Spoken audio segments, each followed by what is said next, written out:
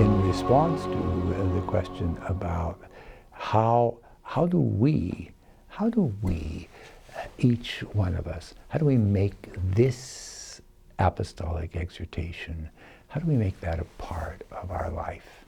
It's one thing to hear with our ears a beautiful message, and certainly this exhortation is an extraordinarily beautiful message, telling us of God's love, telling us of the beauty of marriage, telling us of the richness of love, and inviting us to be loving to people who find themselves in very difficult situations.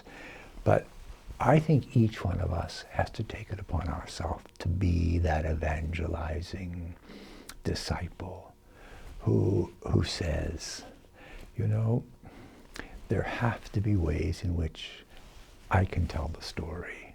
Maybe just the story of the success of marriage in my life, or the challenges that I have faced and overcome with the grace of God, of the beauty of love.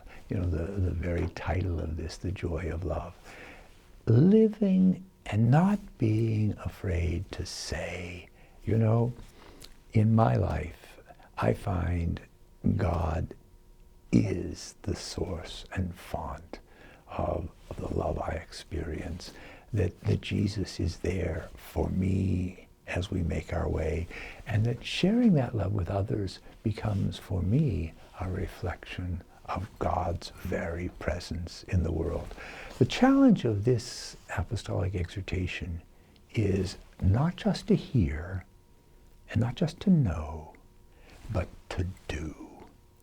To actually let God's love shine through us and touch other people, but also enrich our own experience of life. I think that's why it's called the joy of love. God's love for us, our love for one another.